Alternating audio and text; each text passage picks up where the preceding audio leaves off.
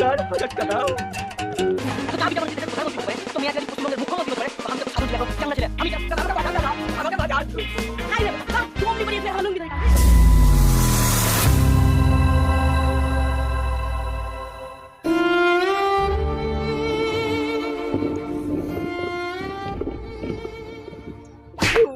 শালা এইভাবে কি ভাল লাগে? মোবাইল ঘাটবো তো মোবাইলে রিচার্জ নেই, আর শালা মুকেশে হঠাৎ রিচার্জ কে বাড়ান দিলে। আর আব্বাতে তো এমনিতেই ভুল দিয়েছে, যতদিন না ইনকাম করবি না তার পয়সা দিব না রিচার্জ মারতে। আর মুকেশে এমনি করে শালা রিচার্জটার দাম বাড়ান দিলে। কি জি করবো এখন? আর শালা আব্বা তো ভুল দিয়েছে ফাটঝাড়, যে ইনকাম করবি তোমার এই বাড়িতে ঢুকতে দিব, তাছাড়া ঢুকতে দিব না। আর আব্বা তো জানে না আমার নাম ননি, বালছাল কাজ করব না, আমি চাকরি করব। কি জি করা যায় এখন? কিছু ধরিও পেয়ে না আর কিছু ভেবিও পেয়ে না।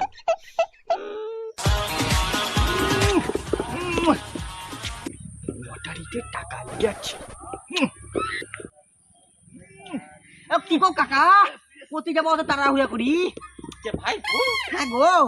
আর বলিস না, সকালে 30 টাকা দিয়ে একটু লটারি কেটেছিলাম। আরে গোটা গুটি 600 টাকা লেগেছে। সেই খুশিতে আমি ভাঙাতে এসেছি, বুঝলি? থাক ভাই, আমি 600 টাকাটা নিয়ে আসি, ঠিক আছে?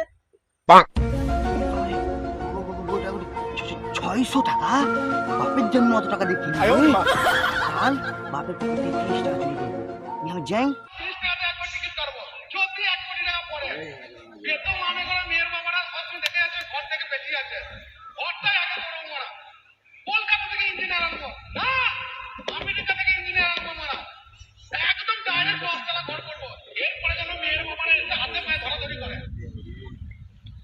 স্যার, 30 টাকা দিয়ে 1 কোটি টাকা নিতেই হবে, যা করি হোক দিব 1 কোটি।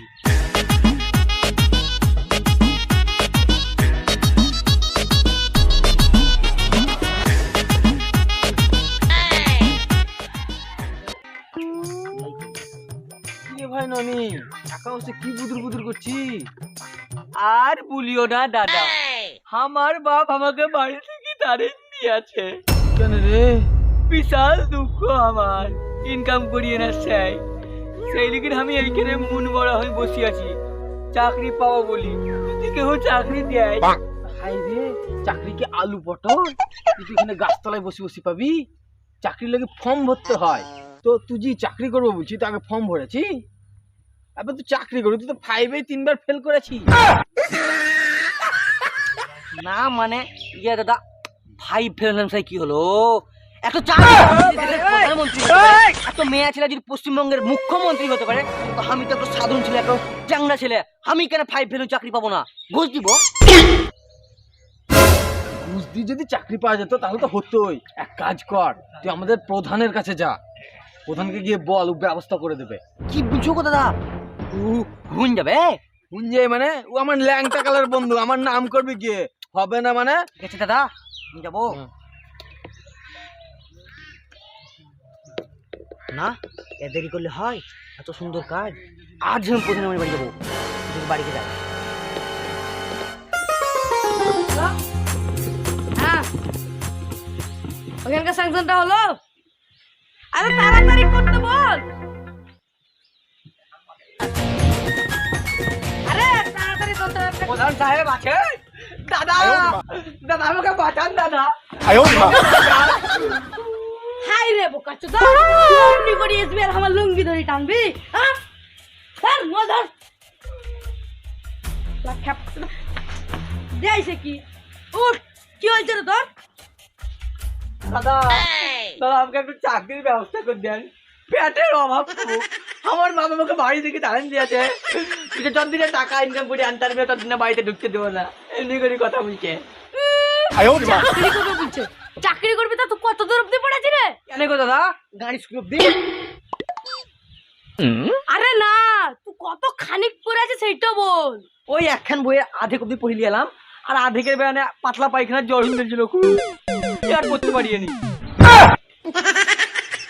আরে খেপা, ওই শুনে না, কোনখানে পড়েছি? ও আচ্ছা, এই ব্যাপার। কেন গো দাদা, মুখে পড়ে আসি? আরে তুই কোন ক্লাস অব্দি পড়ে আসছিস?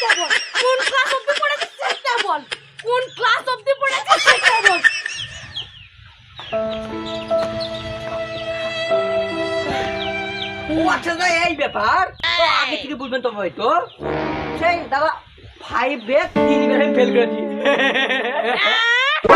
5-এ 3বার ফেল করে আছে তো দেখো ডাট কেলাছে আচ্ছা বিশ্বজয় তো দিয়ে বিশ্বজয়।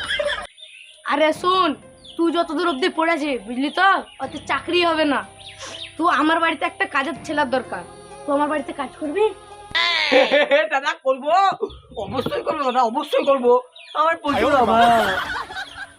এই শোন ওঠ, আমার বাড়িতে কাজ করতে হলে ভালোভাবে থাকতে হবে, ভালোভাবে কাজ করতে হবে, আর মাইনে হবে 2000 টাকা।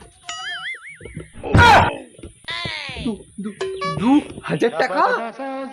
কেন মনে হচ্ছে? আচ্ছা যা 3000 টাকা দেবো। 3000 টাকা? ও, এত হবে না, আচ্ছা যা 4000 লিস। 4000 টাকা? আরে এটা কি হলো রে? মালটা যদি আমার বাড়িতে মরে যায় আমি তো ফেসে যাবো মারি। আরে একটা কথা আছে না, টপ করে পানি নিয়ে আয়, পানি নিয়ে আয় রে। আরে এখানে তো হাতে লেগে যাচ্ছে রে, আরে তাড়াতাড়ি পানি দে। আরে উঠ উঠ উঠ। হ্যাঁ? আমি কোথায় এলছি?